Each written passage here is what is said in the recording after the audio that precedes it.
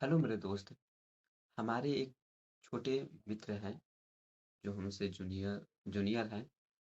उन्होंने हमसे पूछा था कि भैया आप फार्मेसी तो कर रहे हैं, क्या आप हमें ये बता सकते हैं कि हम डी फार्म करें या बी फार्म।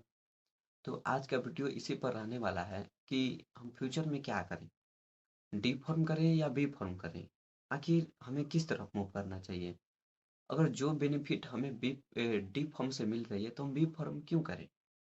क्या आपने कभी ये नहीं सोचा है या फिर एडमिशन करवा ली है बी फॉर्म में, और जब आप गवर्नमेंट का फॉर्म आती है तो आप देखते होंगे कि जो हम काम डी फॉर्म से कर सकते हैं, आखिर हम उस काम को बी फॉर्म के क्यों पूरा करें भैया।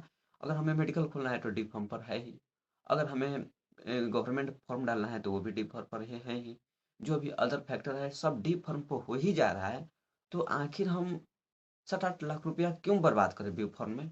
इतना लग जाती है प्राइवेट यूनिवर्सिटी में, सरकारी की बात नहीं कर रहा हूँ।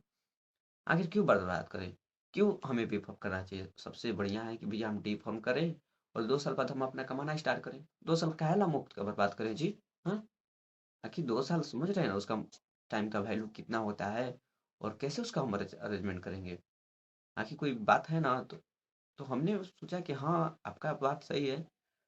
तो उनको हमने बताया। हमें मुझे लगता है कि आप लोगों के मन में भी ये थोड़ी घबराहट होती ही होगी कि जो काम डी फर्म पर हो जा रहा है, तो आखिरकार हम उसे बी फर्म को क्या करने की आवश्यकता है। हम क्यों बैचलर ऑफ फार्मेसी करें, हम डिप्लोमा इन फार्मेसी नहीं कर सकते हैं। आखिर दोनों का एक है ही नियम, एक ही रूल है, दोनों पीसीएस अप्रूवल है ही। तो नहीं, ऐसा नहीं है। दोनों में बहुत फर्क है मेरे दोस्त। डी देखिए, आप पहले ये समझ लीजिए कि डी फॉर्म कब करना चाहिए और बी फॉर्म कब करना चाहिए। डी फॉर्म का भी अलग क्राइटेरिया है, बी फॉर्म का भी अलग क्राइटेरिया है, और फॉर्म डी का तो अलग है ही। देखिए, डी फॉर्म आप उस कंडीशन में कर सकते हैं जब आप ग्रेजुएशन फाइनल कर चुके हैं। समझ रहे मेरी बात को। अगर आप ग्रेजुएशन फाइनल कर चुके हैं, बीएससी आप फाइनल कर चुके हैं, और आप इधर उधर घूम रहे हैं और आपको व्यवसाय का कोई स्रोत ना है।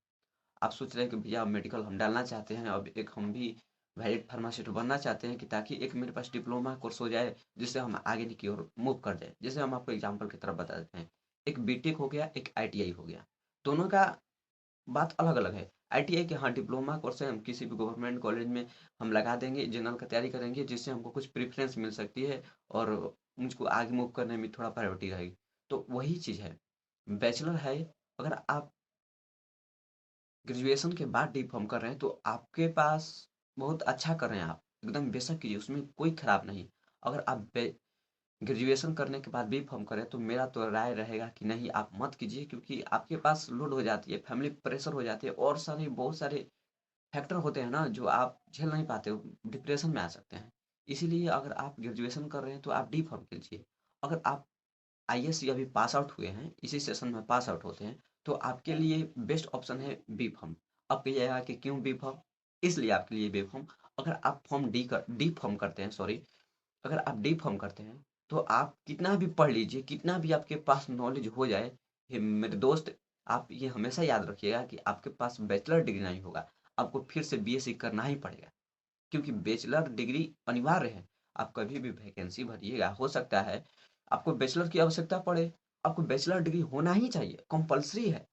लेकिन वो डी फॉर्म में आपको नहीं मिलेगी बैचलर, वो जब भी देगा आपको डिप्लोमा डिग्री देगा। फिर डी फॉर्म 2 साल इधर बर्बाद करिएगा, फिर उधर बर्बाद करिएगा, तो आपका तो बात सेम ही है, तो फायदा क्या। अगर आप डिप्लोमा कर कर फिर बैचलर में नाम लिखवाते हैं तो आपका 5 साल लगता है। 2 साल डिप्लोमा में, और फिर इसके बाद आप बी फॉर्म में एडमिशन करते हैं, 5 साल में आपके पास 2 डिग्रियां हो जाएंगी। अगर आप ये बुद्धि लगाइएगा तो आप एकदम सक्सेसफुल रहिएगा, उसमें कोई राय नहीं, मैं नहीं रोकूंगा। लेकिन अगर आप सोच रहे हैं कि हम बीएससी करने के बाद डी बी फॉर्म करें, तो ये आपकी गलत राय है। अगर आप आईएएस पास आउट हुए हैं तो बेफिक्र, आप अगर पढ़ना चाहते हैं फार्मेसी तो बी फार्म लीजिए। वो इसलिए लीजिए कि आपका मात्र 1 साल ज़्यादा लगेगा, पर आपके पास बैचलर डिग्री होगी, और बैचलर डिग्री होगी उसके साथ साथ आपके पास ये प्रायोरिटी होगी कि आप एक फार्मासिस्ट होइएगा। मान आप जनरल का तो फॉर्म भर ही सकिएगा, लेकिन उसके साथ साथ आप अपना एक खुद का व्यवसाय भी खड़ा कर लीजिएगा, आप चाहिएगा तो उसके बाद में।